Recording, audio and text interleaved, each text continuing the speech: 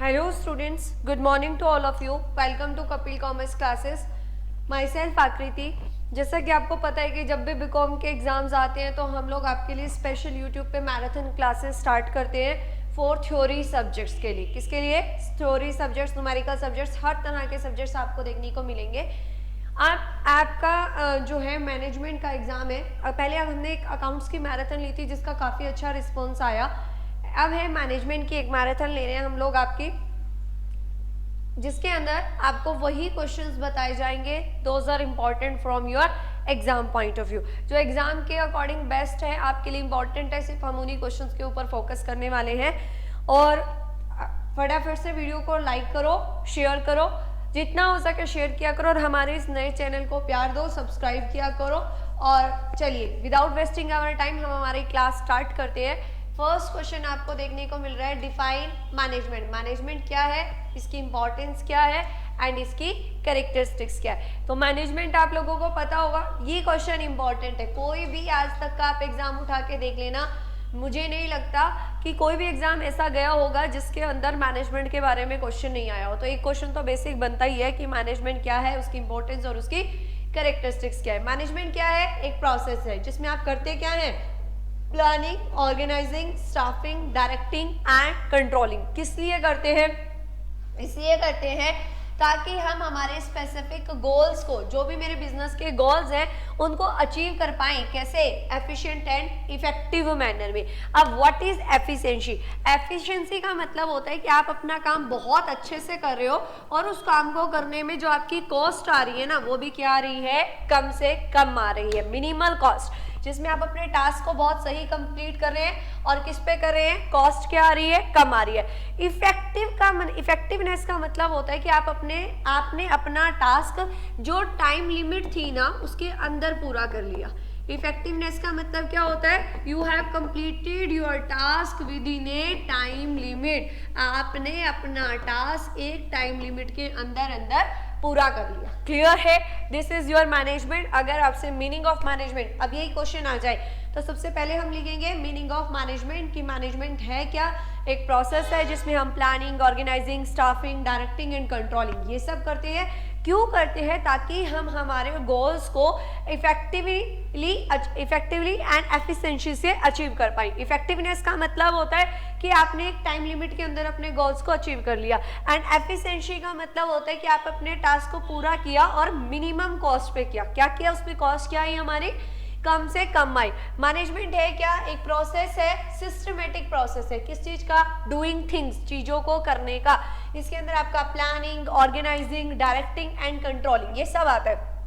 आप इन चीजों को एक्सप्लेन करते हैं.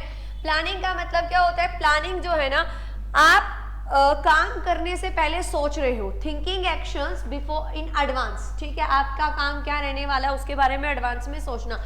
This is your mental work. सिर्फ आप इसमें सोच रहे हो, कुछ भी इंप्लीमेंट नहीं कर रहे हो. ऑर्गेनाइजिंग में हम स्टाफ्स को ऑर्गेनाइज करेंगे, रिसोर्सेज को ऑर्गेनाइज करते हैं. डायरेक्शन में आप उनको मोटिवेट करोगे, डायरेक्शन प्रोवाइड करोगे सबऑर्डिनेट्स को कि आपको काम करना कैसे है. कंट्रोलिंग के अंदर हम ये देखते हैं क्या जो हमने सोचा था हम वो टारगेट अचीव कर पा रहे हैं कि नहीं. देयर आर सम डेविएशंस और नॉट. ठीक है, अगर नहीं है, मान लो मेरा टारगेट था 500 यूनिट्स को अचीव करने का, लेकिन मैं अचीव कर पा रही हूँ सिर्फ 300, तो मतलब मुझे रिसोर्सेज को कंट्रोल करने की नीड है. किसको कंट्रोल करने की नीड है? रिसोर्सेज को. नेक्स्ट आता है हमारे पास importance of management. It helps in achieving group goals. अभी हमने पढ़ा ना, किसके अंदर हम सारे फंक्शंस को इंटीग्रेट कर देते हैं और वो सब हमें किस में हेल्प करते हैं? गोल्स को अचीव करने में. ऑप्टिमम यूटिलाइजेशन ऑफ रिसोर्सेज, इसमें मैनेजमेंट की वजह से हम करते हैं जितने भी हमारे फिजिकल रिसोर्सेज हैं, ह्यूमन रिसोर्सेज हैं, उन सबको अच्छे से यूटिलाइज करने की कोशिश करते हैं. रिड्यूस कॉस्ट, इससे आपकी कॉस्ट क्या होगी? मिनिमम हो जाएगी, क्योंकि आप अपना काम कैसे कर रहे हो? With efficiency. अभी हमने इसकी डेफिनेशन में पढ़ा था. और एफिशिएंसी क्या कहती है? कि कॉस्ट तो क्या होनी चाहिए? कम से कम, और आप अपने गोल्स को क्या कर पाओ? अचीव कर पाओ। एस्टेब्लिश करना sound organisation structure. Sound organisation structure का मतलब होता है कि किसकी क्या अथॉरिटी रहने वाली है, किसकी क्या रिस्पॉन्सिबिलिटी रहने वाली है, वो चीजें हम बिल्कुल क्लियरली फिक्स कर देते हैं, ठीक है। नेक्स्ट आता है एस्टेब्लिश इक्विलिब्रियम। इक्विलिब्रियम क्या कहता है कि अगर आपको अपनी ऑर्गेनाइजेशन के अंदर सर्वाइव करना है, if you want to survive in an organisation, तो आपको पता है आपका एनवायरनमेंट कैसा है, डायनामिक है, चेंज होता रहता है ना। तो अगर एनवायरनमेंट चेंज हो रहा है तो ऑर्गेनाइजेशन को भी खुद को क्या करना पड़ेगा, चेंज करना पड़ेगा। असेंशियल्स फॉर सोसाइटी, सोसाइटी के लिए जरूरी है। राइट डिसीजन मेकिंग करने में आपकी हेल्प करेगा, कंट्रोल करने में, बिल्ड टीम स्पिरिट। जब सब लोग मिलकर काम कर रहे हैं, एक ही गोल की तरफ जा रहे हैं, तो उनके बीच में टीम स्पिरिट बढ़ेगी।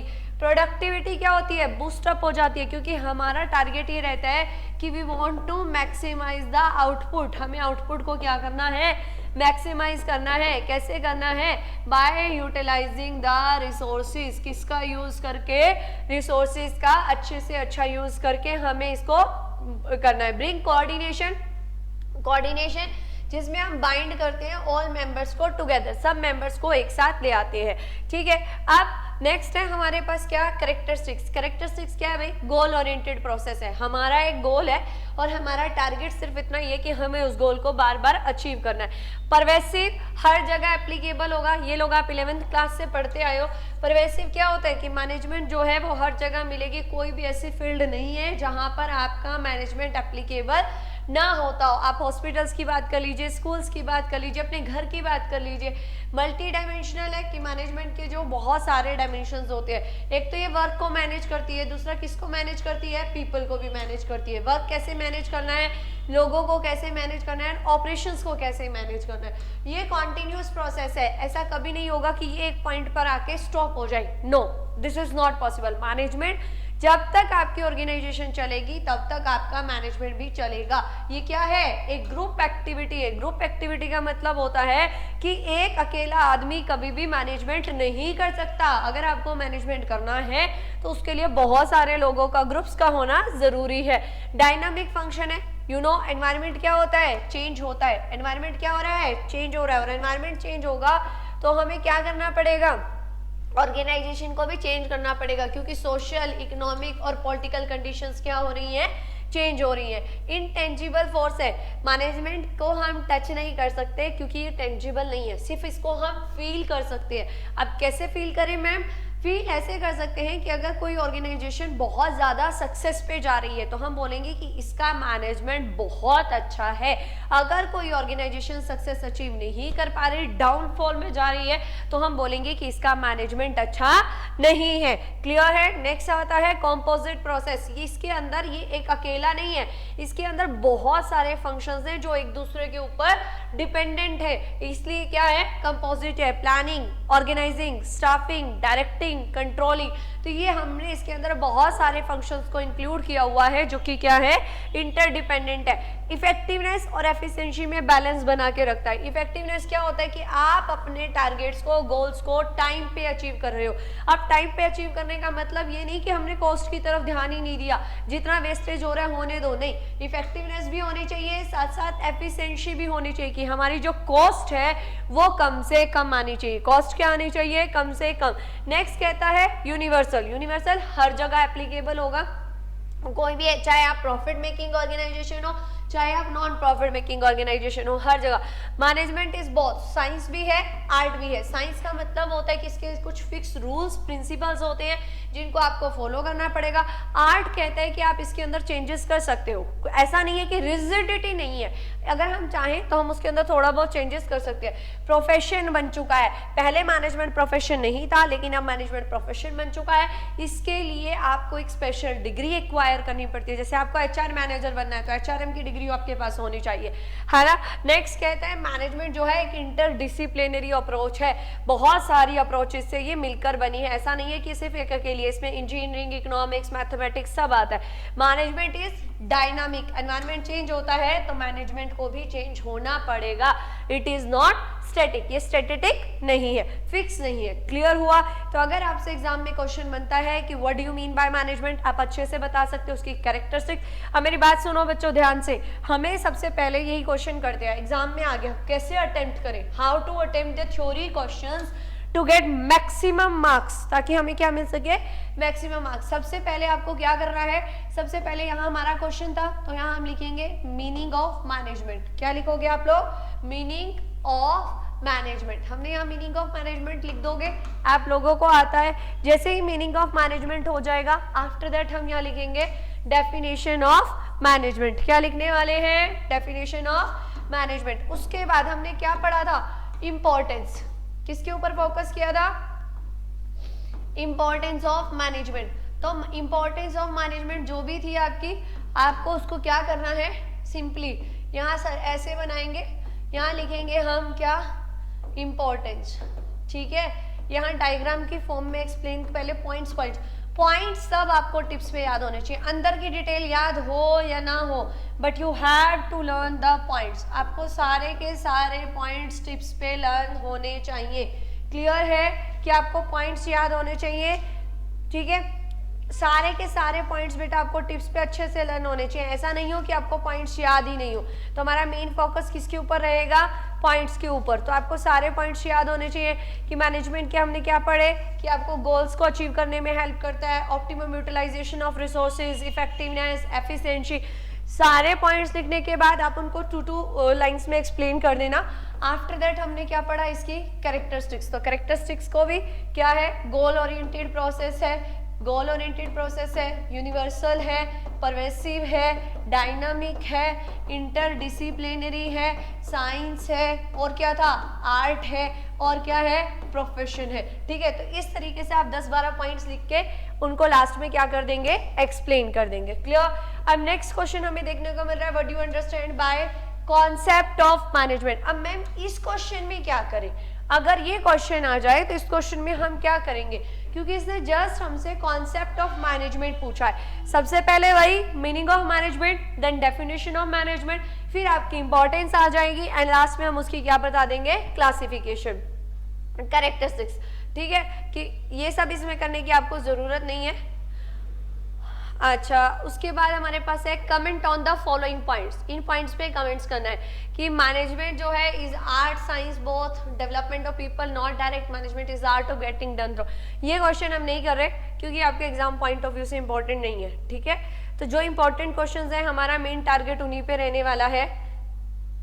2 क्वेश्चन अभी तक आपके रेडी हो चुके हैं फ्रॉम द फर्स्ट यूनिट, और यही 2 में से ही आपको एग्जाम में देखने को मिलेगा। ठीक है, अब उसके बाद नेक्स्ट क्वेश्चन क्या है भाई हमारे पास,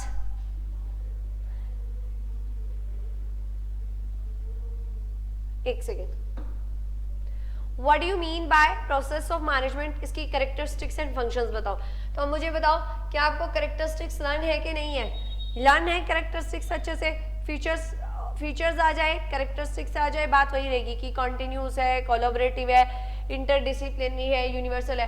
अब एक ये वाला टॉपिक और आपको अच्छे से करना है from exam point of view, वो क्या है कि फंक्शंस ऑफ मैनेजमेंट प्रोसेस बताओ। फंक्शन कौन कौन से, सबसे पहला कौन सा आएगा हमारे पास, प्लानिंग। प्लानिंग हमें पता है ना, डिसाइडिंग इन एडवांस। इसमें हम करते क्या है, सिर्फ मेंटल थिंकिंग करते हैं, एक्चुअली में हम कुछ नहीं कर रहे हैं, है ना। तो प्लानिंग में डिसाइड करते हो suitable goals and actions to take for the entire project. Planning जिसमें हम डिसाइड करते हैं कि हमें कौन कौन से स्टेप्स करने हैं, कहाँ कहाँ तक हमारे स्टेप्स जाएंगे, एक्चुअल वर्क ना करके आप मेंटल थिंकिंग कर रहे हैं। देन आता है ऑर्गेनाइजिंग। जैसे ही हमारी प्लानिंग की स्टेज कंप्लीट हो जाएगी तो नेक्स्ट स्टेप में हम क्या करते हैं, ऑर्गेनाइज, अरेंज, प्रायोरिटाइज करते हैं अलग अलग रिक्वायरमेंट्स को, कि आपको कैपिटल की क्या रिक्वायरमेंट है, रॉ मटेरियल की, टेक्नोलॉजी की, वर्कफोर्स की। तो मैनेजर्स वर्क कर सकते हैं विद अदर डिपार्टमेंट, जिसमें आपका ह्यूमन रिसोर्स, फाइनेंसेस आ जाते हैं। देन आता है हमारे पास क्या, स्टाफिंग। स्टाफिंग में हम क्या करेंगे, इसमें आपने पोजीशंस बना ली, अब उन पोजीशंस को इंडिविजुअल से क्या करना पड़ेगा, फिल करना पड़ेगा, और फिल करने के लिए हमें क्या करनी है, स्टाफिंग। स्टाफिंग में recruitment, selection, training, promotion, termination, ये सब आ जाएगा।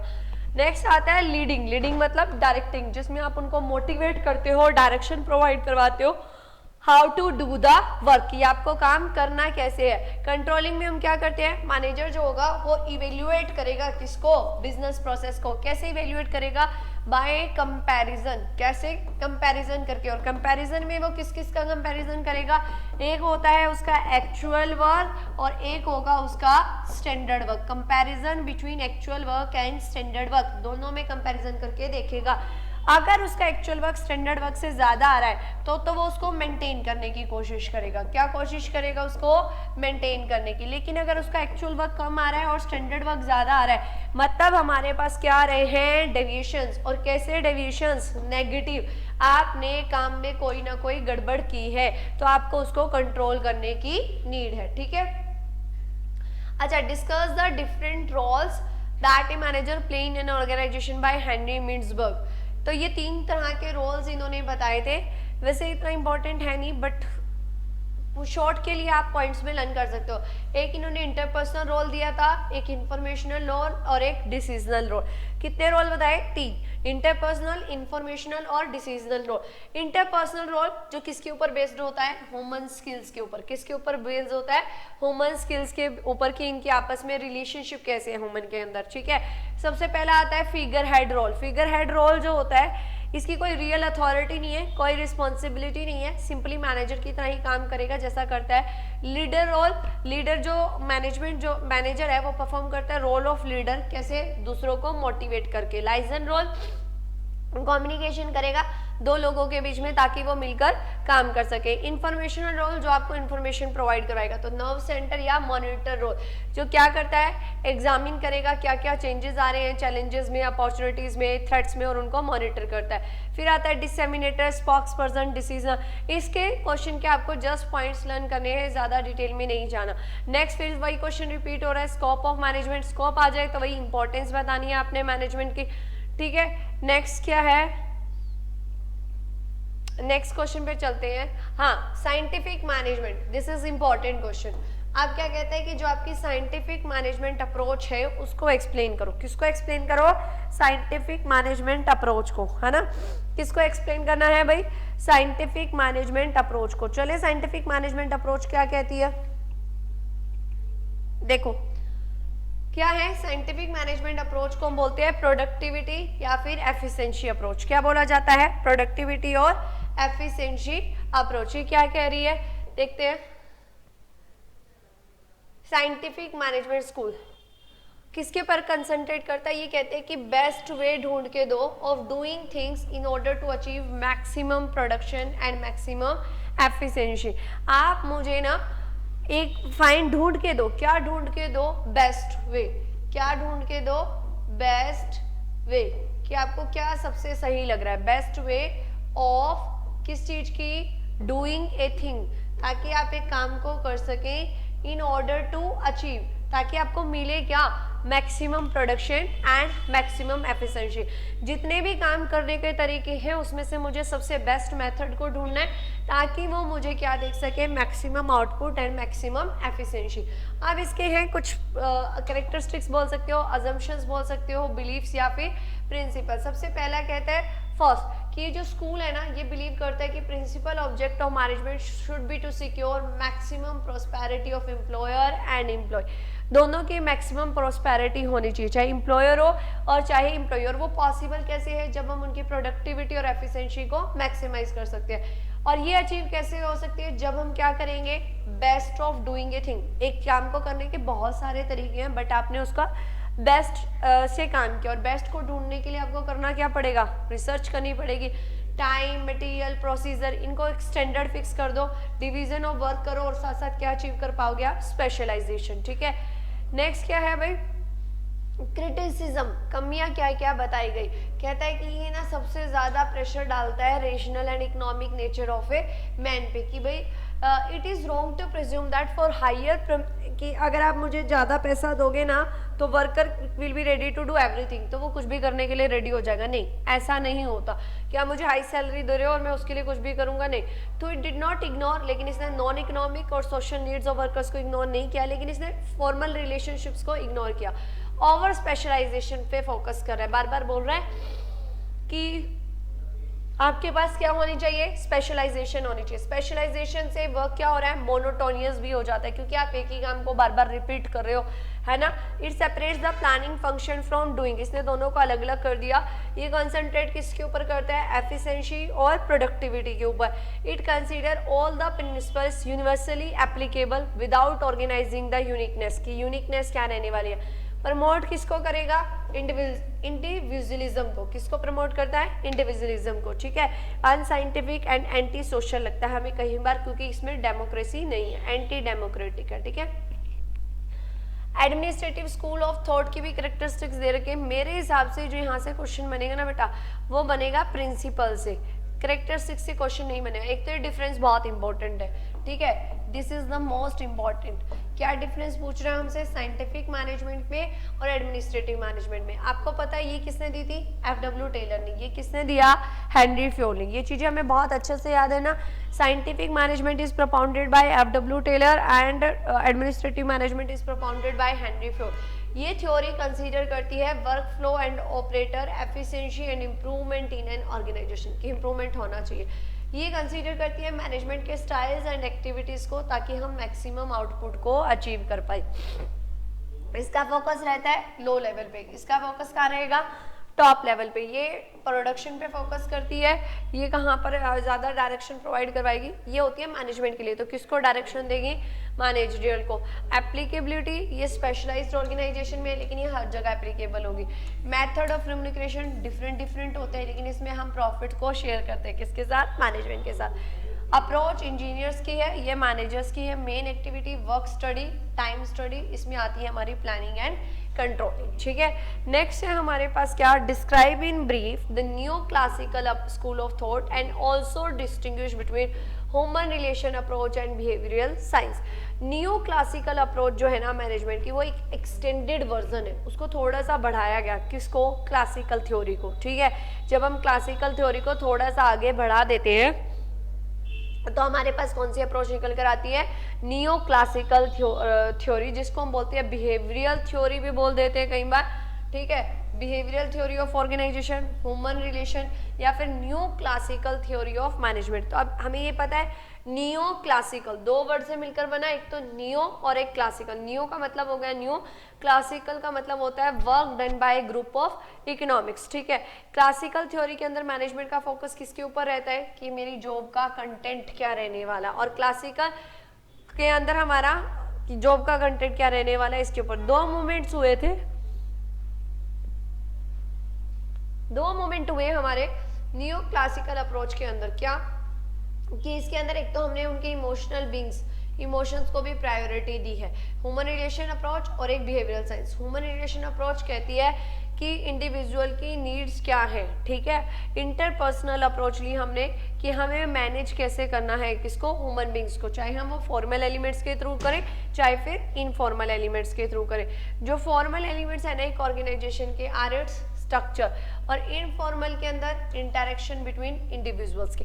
फॉर्मल के अंदर तो आप वही बातें कर सकते हो जो ऑर्गेनाइजेशन के अंदर बताई गई है रूल्स के अंदर, है ना, और इनफॉर्मल के अंदर आप अपनी इंटरपर्सनल टॉक्स को भी कर सकते हो। अब इसकी करेक्टरिस्टिक्स क्या कहती है कि ये जो अप्रोच है ना रिगार्ड्स ऑर्गेनाइजेशन को क्या मान के चलती है, एक सोशल सिस्टम। क्या मान के चल रही है कि हमारी ऑर्गेनाइजेशन एक सोशल सिस्टम है, और इसके अंदर बहुत सारे इनफॉर्मल ग्रुप्स बनेंगे ही बनेंगे, लेकिन हमें इनको यहाँ पर कंट्रोल भी करना है वर्कर्स को, कहाँ पर, वर्क के ऊपर।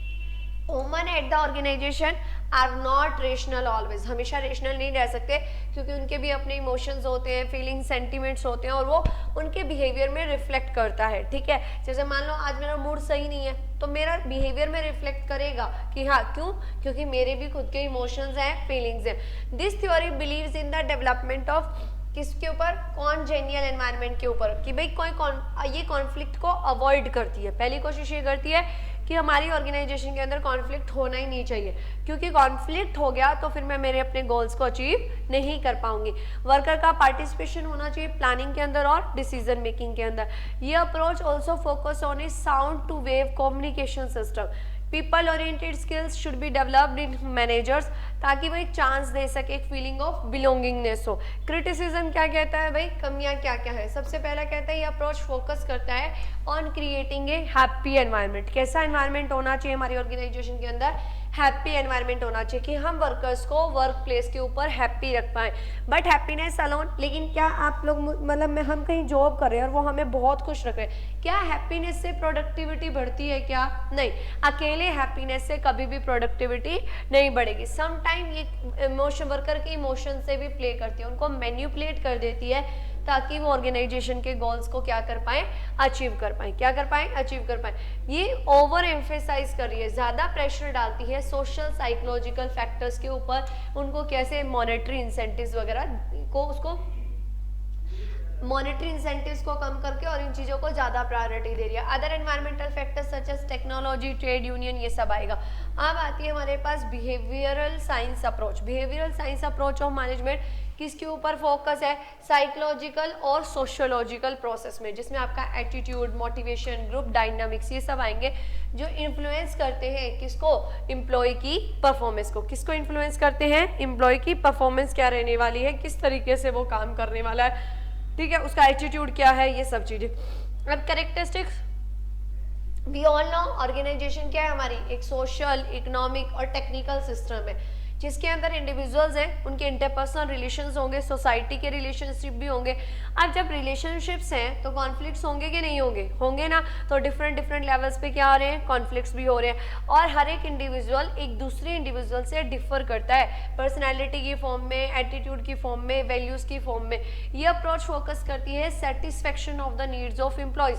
क्या हमारे जो एम्प्लॉयज हैं वो सेटिस्फाइड हैं, और अगर आपका एम्प्लॉय सेटिस्फाइड है तो आपकी प्रोडक्टिविटी ऑटोमेटिकली बढ़ेगी। It believes that the number of factors influence, जो भी फैक्टर्स हैं वो इन्फ्लुएंस करते हैं इंडिविजुअल के ग्रुप बिहेवियर को और इंटरपर्सनल बिहेवियर को, ठीक है। इट कंसीडर्स द कोलैबोरेशन और टीम वर्क, इनको भी कंसीडर करती है।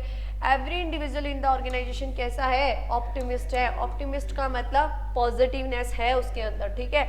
अब क्रिटिसिज्म इसके भी है कि ये जो थ्योरी ऑफ अप्रोचेस है प्रॉपर रिसर्च पे बेस नहीं है।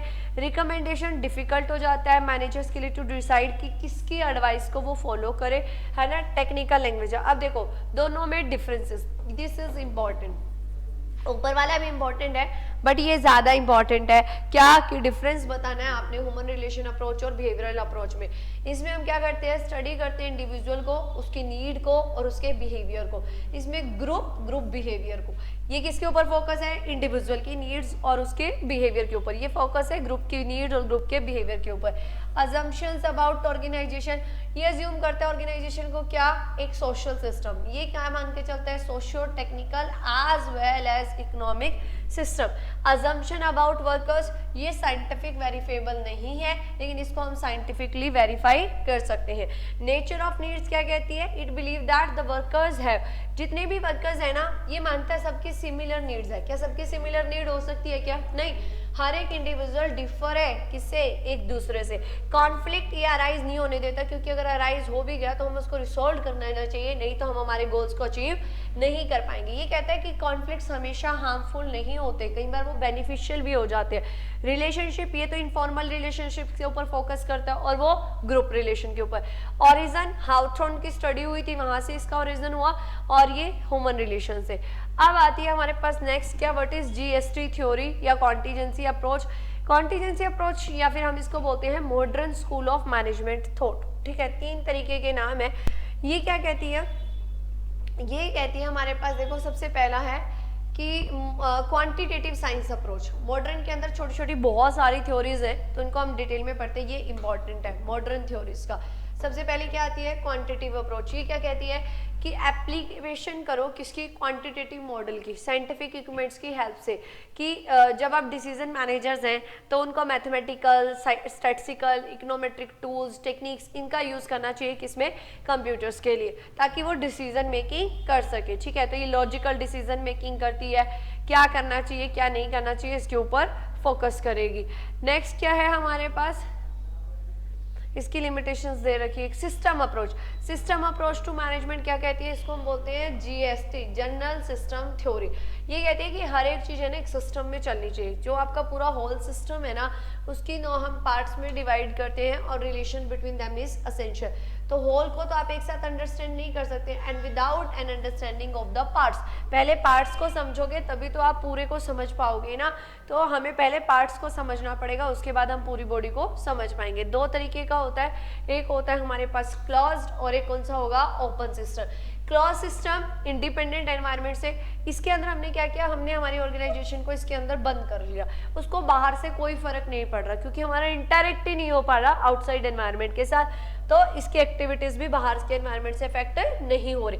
ओपन सिस्टम जिसमें मेरा सिस्टम ओपन है, ये मेरी ऑर्गेनाइजेशन यहाँ वर्क कर रही है और ये हर जगह से ओपन है, तो हम इंटरेक्ट कर सकते हैं किसके साथ, एनवायरनमेंट के साथ। जब आप इंटरेक्ट करोगे तो वो आपकी एक्टिविटीज को अफेक्ट करेगा ही करेगा। ठीक है, हमने सिस्टम अप्रोच कर ली और अब आती है कंटीजेंसी अप्रोच। कंटीजेंसी अप्रोच का दूसरा नाम होता है बेटा सिचुएशनल अप्रोच। क्या नाम होता है, सिचुएशनल अप्रोच। कि जो मैनेजमेंट है ना वो क्या करेगी, सिचुएशनल होती है नेचर में, मतलब जितने भी डिसीजंस हैं हमारे मैनेजर्स के, अगर हम उनको कंट्रोल नहीं करें तो by the contingencies of A given situation, depend करता है कि कौन सी सिचुएशन चल रही है उसके अकॉर्डिंग आपने क्या किया, इसको अप्लाई कर दिया। समझ में आया? तो ये हमारे पास कौन सी बनी, decision theory of approach. Clear है? अब देखो जो आपकी फर्स्ट यूनिट है ना उसके अंदर से आपका concept, nature, process, significance of management, एक ही क्वेश्चन डेफिनेटली बनेगा ही बनेगा यहाँ से। फिर अप्रोचेस के क्वेश्चंस हैं, तो मैंने आपको सारी अप्रोचेस इजीली फॉर्म में एक्सप्लेन कर दी है। अब उसके बाद इसके अंदर एक टॉपिक बचता है, दैट इज योर प्लानिंग। हाँ, प्लानिंग का पूरा प्लानिंग का टॉपिक है इसके अंदर, तो एक क्वेश्चन प्लानिंग का भी देख लेते हैं हम इसमें।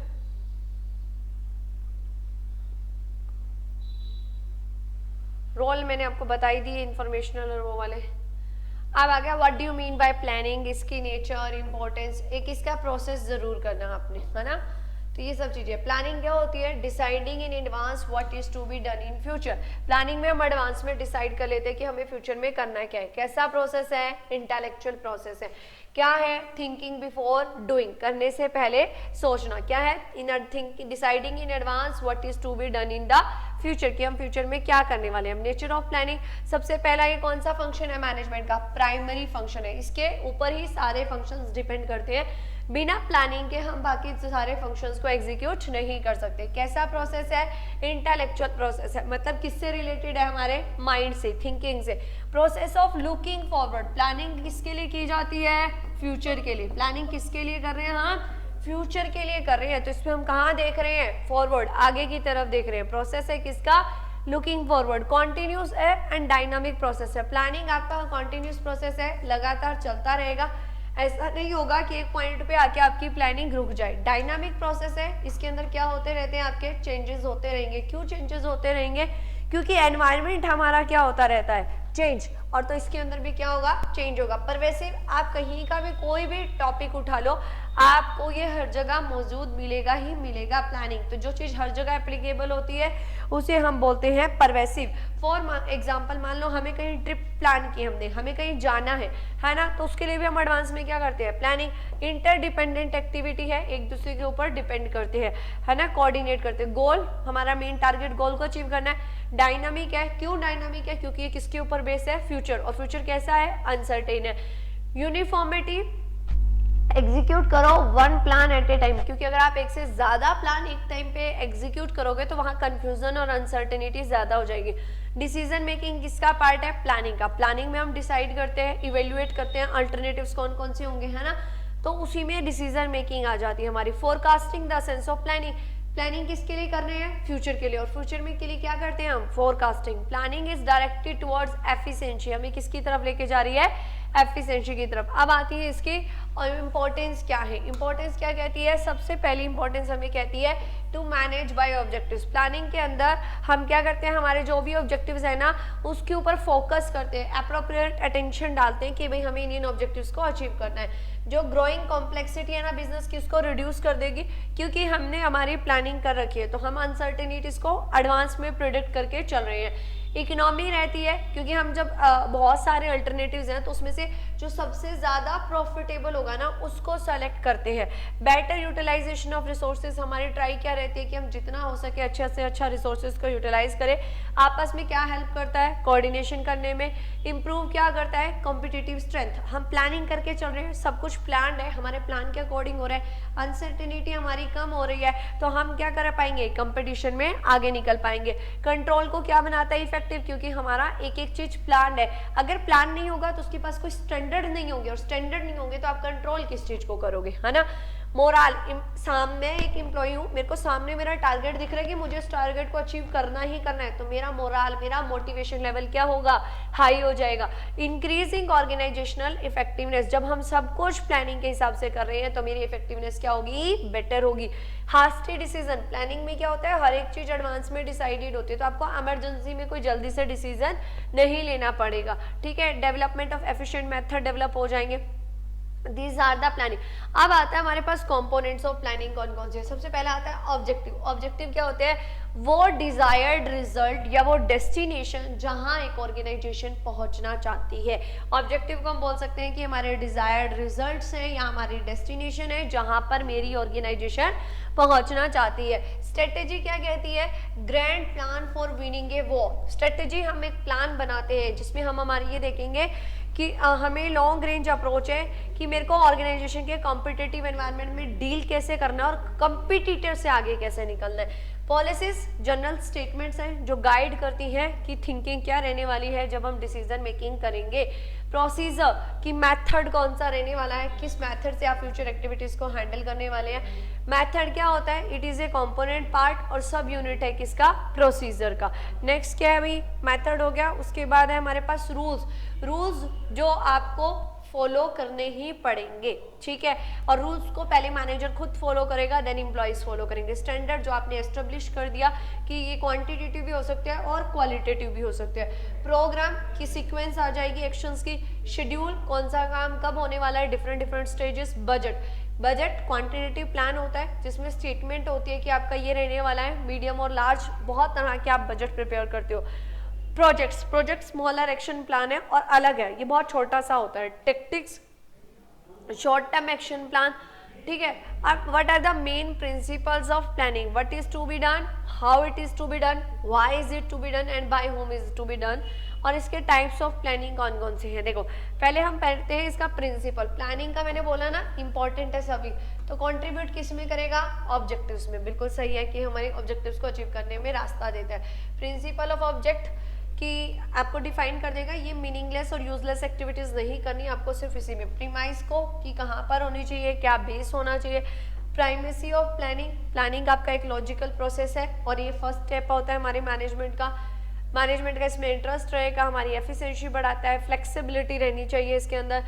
कमिटमेंट होगी हमारी कि हमें ये चीजें अचीव करनी है। टाइमिंग, किस टाइम पर अचीव करनी है। ऑल्टरनेटिव्स, आपको पता है कि बहुत सारे अल्टरनेटिव होते हैं, उसमें से आपको एक अल्टरनेटिव सेलेक्ट करना है। कोऑपरेशन, एक दूसरे के साथ आप मिलकर चलेंगे, ठीक है। टाइप्स ऑफ प्लान, एक होती है हमारी फॉर्मल प्लानिंग। फॉर्मल प्लानिंग जो ऑफिशियली रिकॉग्नाइज है और एम्प्लॉयज मतलब सब कुछ उसके अंदर ऑफिशियली होता है। इनफॉर्मल प्लानिंग रिलैक्स होकर की जाती है, इसमें हम डिस्कशन सेशंस करते हैं, मैनेजमेंट और एम्प्लॉयज मिलकर करते हैं, पूरा प्लान डिसाइड कर रहे हैं। शॉर्ट प्लान, ठीक है। शॉर्ट टर्म प्लानिंग जो सिर्फ थोड़े से टाइम के लिए की जाती है। मीडियम जिसका 2 to 5 ईयर्स का टाइम पीरियड होगा।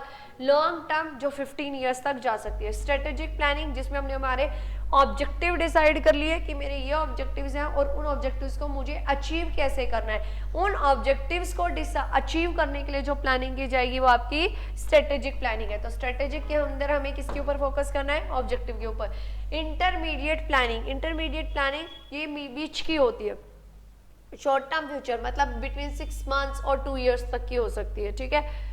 फिर ऑपरेशनल प्लानिंग जो ऑपरेशंस के अकॉर्डिंग होती है। स्टैंडिंग प्लान्स हम बनाकर चलते हैं। सिंगल यूज प्लान्स वो प्लान्स होते हैं जो आपके एक बार बन गए उसके बाद वो दोबारा यूज नहीं होने वाले, ठीक है। ये क्वेश्चन आपने नहीं करना है, कॉर्पोरेट प्लानिंग नहीं करना। नेक्स्ट पे चलते हैं, स्ट्रेटेजी।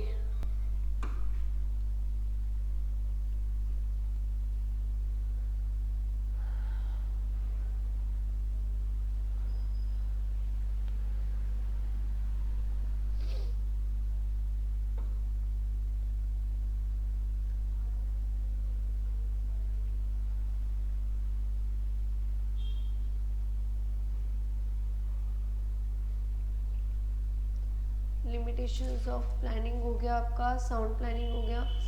अब आता है decision making 94।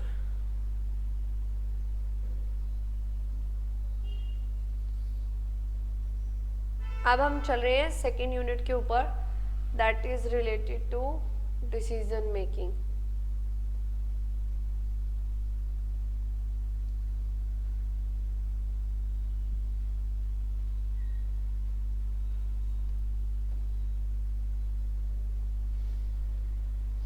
Characteristics of sound planning, इससे नेक्स्ट क्वेश्चन। हाँ जी, चलिए देखिए भाई, what do you mean by decision making and describe the steps. कौन कौन से स्टेप्स है जो डिसीजन मेकिंग प्रोसेस के अंदर आते हैं। सबसे पहला आता है डिसीजन मेकिंग। डिसीजन मेकिंग ये प्रोसेस है किस चीज़ का, जिसमें आप सेलेक्ट करते हो। क्या सेलेक्ट करते हैं? ए चॉइस अमंग डिफरेंट अल्टरनेटिव्स। आपको लॉट ऑफ अल्टरनेटिव्स दिए हुए हैं, आप उस अल्टरनेटिव्स में से उस अल्टरनेटिव को सेलेक्ट करेंगे जो आपको बेस्ट लगता है। That is your decision making process है। Selecting a choice among alternatives made after consideration of likelihood of outcomes, किस किस से क्या रहने वाला है उसके अकॉर्डिंग हम सेलेक्ट करते हैं। डिसीजन क्या है? एक एक्ट है। किस चीज़ का एक्ट है? चॉइस, सिलेक्शन है based on some criteria from 2 or more possible alternatives. जितने भी आपको अल्टरनेटिव्स दिए हुए हैं उनमें से आप सेलेक्ट करेंगे किसको? बेस्ट को। कैरेक्टरिस्टिक्स क्या कहती है? देखिए, सबसे फर्स्ट कहती है कि एक डिसीजन इन्वॉल्व करता है रेशनैलिटी। मतलब जब आप डिसीजन लेंगे तो हमें यही सोच कर लेना है कि वो मुझे मेरे गोल्स को अचीव करने में हेल्प करे। इसके अंदर कमिटमेंट होती है। क्या होती है? कमिटमेंट। और वो शॉर्ट रन के लिए भी हो सकती है और लॉन्ग रन के लिए भी हो सकती है। डिपेंड करती है कि मैंने डिसीजन कैसा लिया। डिसीजन क्या है? बेस्ट चॉइस है। किसके अंदर? Among A number of alternative के अंदर। कैसा प्रोसेस है? मेंटल प्रोसेस है, क्योंकि फाइनल डिसीजन लेने से पहले मेरे दिमाग में मुझे सोचना पड़ेगा। क्या हेल्प करता है? ऑब्जेक्टिव्स को अचीव करने में। हमें एक्यूरेट डिसीजन लेने में क्या करता है? हेल्प करता है। इसमें टाइम डायमेंशंस भी आती हैं। अब स्टेप्स कौन कौन सी हैं डिसीजन मेकिंग के अंदर? सबसे पहला काम तो आपको क्या करना है? आइडेंटिफाई करना है प्रॉब्लम क्या आ रही है। ठीक है, क्या दिक्कत क्या है, किस चीज़ से रिलेटेड मुझे डिसीजन लेना पड़ सकता है। आइडेंटिफाई किया मुझे प्रॉब्लम को। जब प्रॉब्लम आइडेंटिफाई हो गई तो आफ्टर दैट मुझे डिफाइन करना पड़ेगा। सबसे पहले आइडेंटिफाई किया, फिर उस प्रॉब्लम को डिफाइन करेंगे। फिर आता है कलेक्शन ऑफ रिलेवेंट इंफॉर्मेशन। फिर उससे भाई प्रॉब्लम है उससे रिलेटेड इंफॉर्मेशन को कलेक्ट करो, एनालाइज करके देखो प्रॉब्लम को। एनालाइज करना मतलब उसके सॉल्यूशंस ढूंढेंगे। तो अल्टरनेटिव्स मिले मुझे, अब उन सब अल्टरनेटिव्स को मैं इवेल्युएट करूंगी। इवेल्युएट करने के बाद जो सबसे बेस्ट होगा उसको सेलेक्ट करेंगे। फिर मैं डिसीजन ले रही हूँ एंड आफ्टर दैट क्या आता है हमारे पास? फीडबैक। फीडबैक होना बहुत ज़रूरी है, क्योंकि फीडबैक से ही हमें पता चलता है कि जो हमने काम किया वो कितना सही है। तो इसमें फर्स्ट स्टेप है जिसमें आप आइडेंटिफाई करते हो प्रॉब्लम को। सबसे पहले स्कैनिंग करते हैं। स्कैनिंग का मतलब चेक करेंगे वर्क सिचुएशंस को, कैटेगराइज, फिर उसको कैटेगराइज कर रहे हैं प्रॉब्लम को, डायग्नोसिस करेंगे स्टेज को, एडिशनल इन्फॉर्मेशन और कलेक्ट करना रिलीवेंट इन्फॉर्मेशन। फिर प्रॉब्लम को क्या किया? एनालाइज किया। एनालाइज करने के लिए उसके फैक्ट्स देखेंगे, इन्फरेंस देखेंगे, अजम्पशंस कौन कौन सी है, अल्टरनेटिव्स को ढूंढेंगे कि मेरे पास कौन कौन से अल्टरनेटिव हो सकते हैं। फिर उनको क्या करेंगे? इवेल्युएट करेंगे और जो बेस्ट लगेगा ना उसको हम सेलेक्ट करेंगे। भाई कॉस्ट के मामले में भी बेस्ट होना चाहिए, कम आनी चाहिए, सब लोग उसको एक्सेप्ट कर दे। क्वालिटी उसकी क्या होनी चाहिए? बेटर होनी चाहिए। रिवर्सेबिलिटी, अगर मुझे उसको रिवर्स करना पड़े तो मैं उसको रिवर्स भी कर सकती हूँ। और लास्टली हम उसको इम्प्लीमेंट कर देंगे। ठीक है, इम्प्लीमेंट करने के बाद अपना फीडबैक लेंगे। नेक्स्ट आता है what is group decision making. This is not so important. Group decision making आपके लिए इतनी इंपॉर्टेंट नहीं है। ठीक है, हमने डिसीजन मेकिंग कर लिया, दिस इज मोस्ट इंपॉर्टेंट। अब उसके बाद क्या आता है हमारे पास? ग्रुप डिसीजन मेकिंग मैंने बोला ना, इसको आप लोग अवॉइड कर सकते हो। नेक्स्ट है what do you mean bye MBO. MBO होता है भाई management by objective. This is important. अब देखो, जो चीज़ इंपॉर्टेंट है वही तो पढ़ेंगे ना। अब हमारे पास इतना टाइम तो है नहीं कि हम सारा सिलेबस बैठ के पढ़े, और सारा सिलेबस ही पढ़ना था तो फिर ये वीडियो बनाने का फायदा क्या। एमबीओ किन्होंने दिया? पीटर एफ ड्रकर ने। किन्होंने दिया? पीटर एफ ड्रकर ने। ये कहते हैं every branch of organization and every job should be directed toward the objective of the business as a whole। आप कोई भी काम कर रहे हो पूरे बिजनेस के अंदर, चाहे कोई इंडिविजुअल वर्क कर रहा है, हर किसी का टारगेट एक ही होना चाहिए कि मुझे एक ऑर्गेनाइजेशन के गोल्स को अचीव करना है। मुझे क्या करना है? ऑर्गेनाइजेशन के गोल्स को अचीव करना है। मैनेजमेंट बाय रिजल्ट्स, कई जगह इसको ये भी बोला जाता है कि planning and evaluation in which specific targets for a year और some other length of time, ताकि हम उसको क्या कर पाएं? अचीव कर पाएं। अब आता है हमारे पास प्रोसेस ऑफ एमबीओ। एमबीओ का प्रोसेस क्या है भाई? मैनेजमेंट बाय ऑब्जेक्टिव, एक सिस्टम है जिसमें आप क्या करते हो? अचीव करते हो क्या? Objectives of organisation. ऑर्गेनाइजेशन के ऑब्जेक्टिव्स को अचीव करेंगे, कमिटमेंट को बढ़ाएंगे, पार्टिसिपेशन ऑफ एम्प्लॉयज को बढ़ाएंगे। तो इसका प्रोसेस क्या है? आपके ऑर्गेनाइजेशन के ऑब्जेक्टिव क्या है? पहले तो उनको डिसाइड कर लो। Why does the organization exist? मेरी ऑर्गेनाइजेशन क्यों है? What business are we in? हम किस बिजनेस में हैं? हमारा बिजनेस होना क्या चाहिए? इन सब क्वेश्चंस का आंसर ढूंढो। जब आपको इन क्वेश्चंस का आंसर मिल जाए तो आप अपने ऑब्जेक्टिव्स को डिसाइड कर दो। आइडेंटिफिकेशन करो की एरियाज जहां पर आपका काम ज्यादा फोकस रहेगा। प्रॉफिटेबिलिटी, मार्केट, प्रोडक्टिविटी, किस किस कौन कौन सा की एरिया आपका रहने वाला है। सेट करो टारगेट फॉर सबऑर्डिनेट्स। क्या सेट करेंगे हम? टारगेट मेरे क्या क्या रहने वाले हैं, किसके लिए? सबऑर्डिनेट्स के लिए।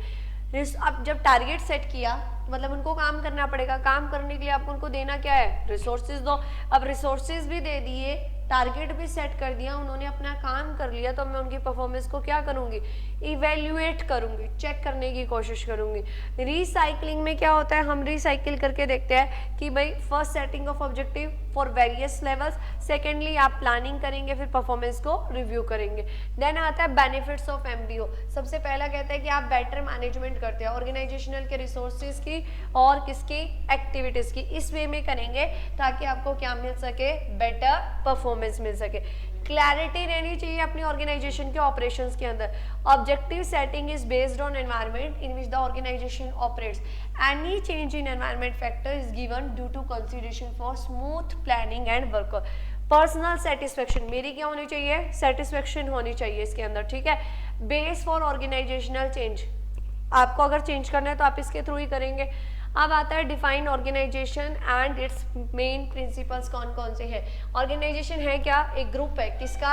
इंडिविजुअल्स का, चाहे वो लार्ज हो चाहे स्मॉल हो, ठीक है, जो एक कॉमन ऑब्जेक्टिव के लिए वर्क कर रहे हैं। ऑर्गेनाइजेशन क्या है? Either it is large or small, a group of people who work together to achieve a common objective. अब कुछ इंपॉर्टेंट प्रिंसिपल, सबसे पहला आता है हमारे पास principle of objective.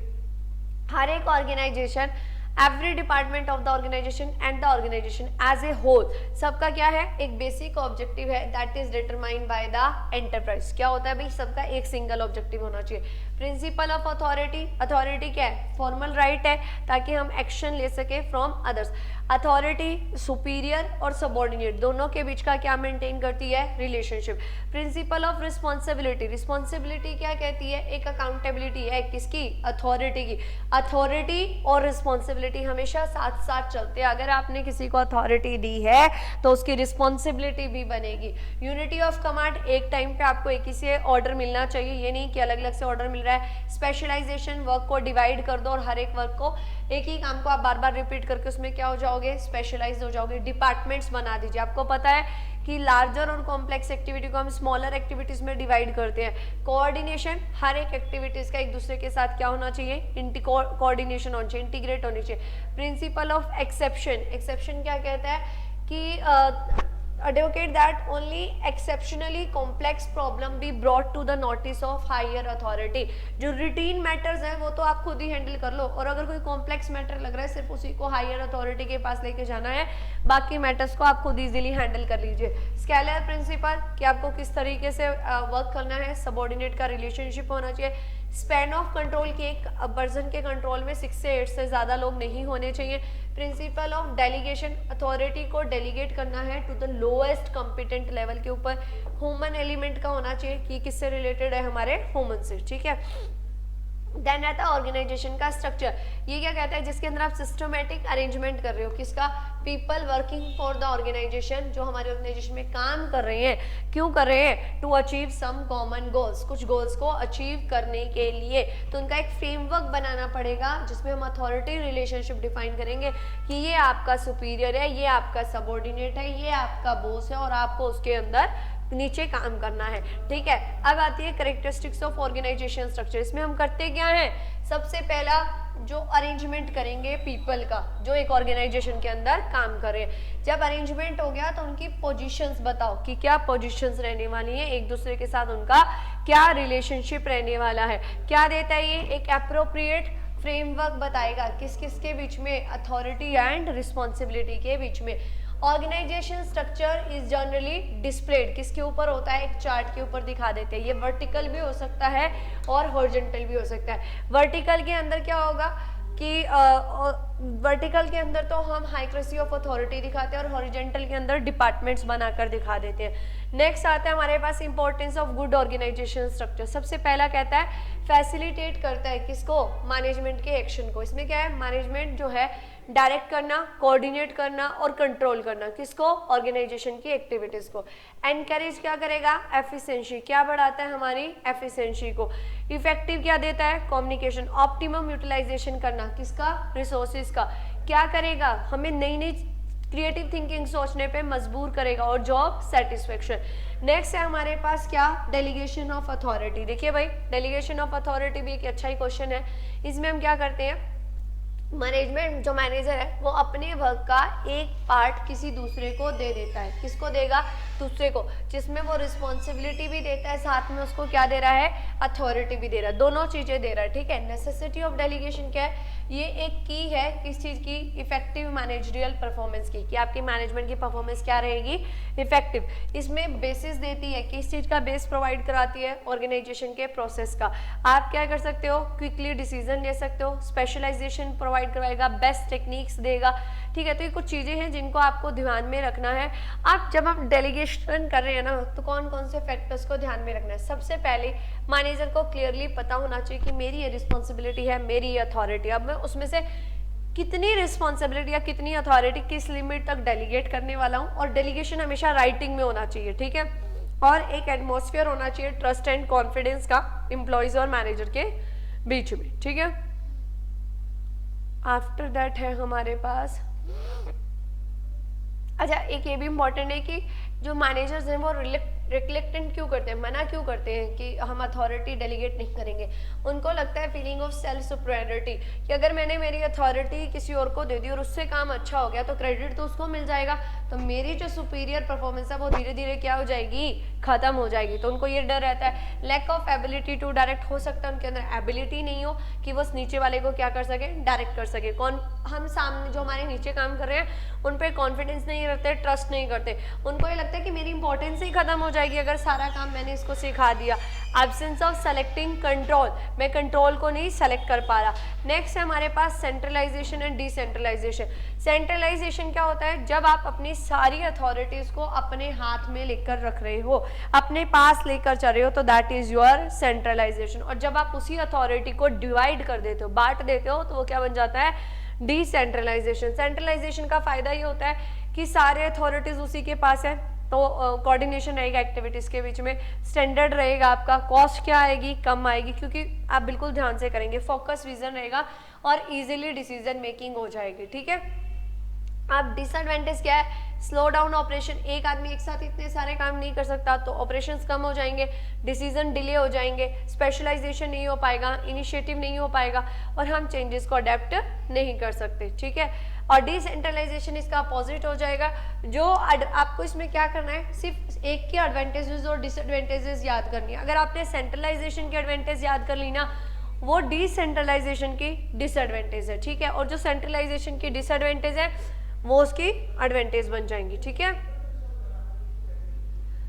Principles of span of management, नहीं ये क्वेश्चन नहीं करना।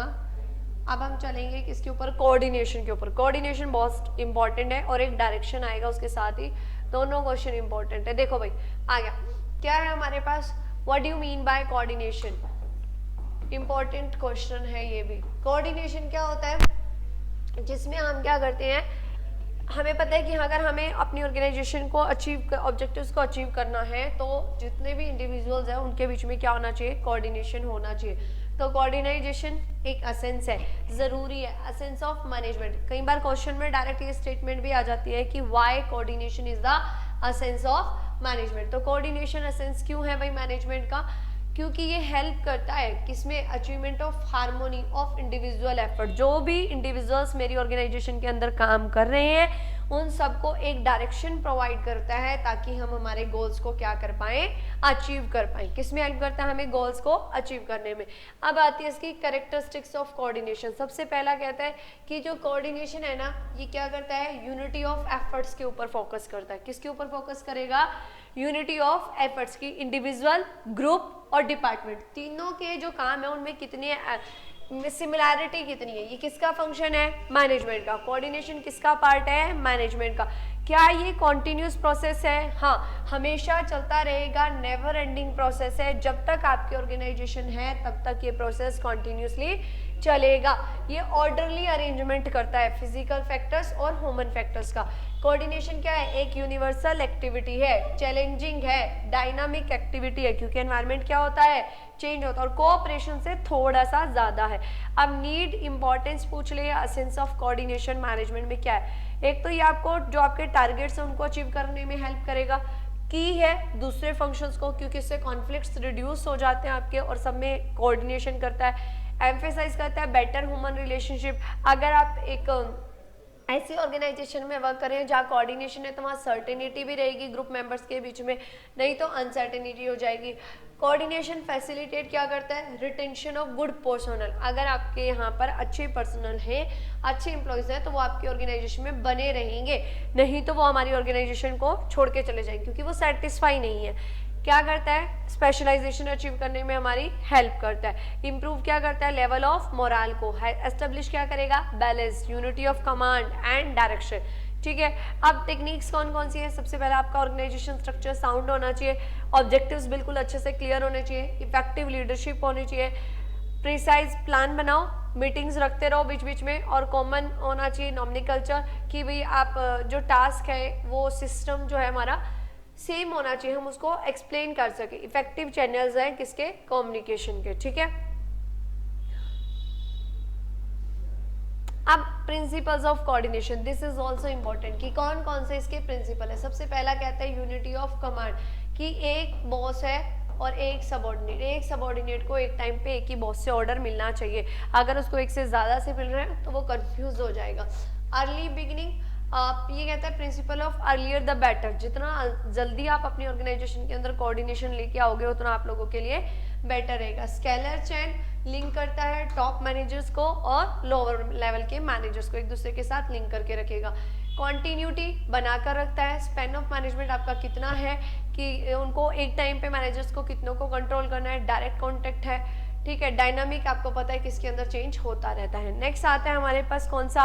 डायरेक्शन। अब बताओ भाई डायरेक्शन क्या होता है? डायरेक्टिंग का मतलब होता है जिसमें एक सुपीरियर है वो अपने सबऑर्डिनेट्स को डायरेक्शन दे रहा है।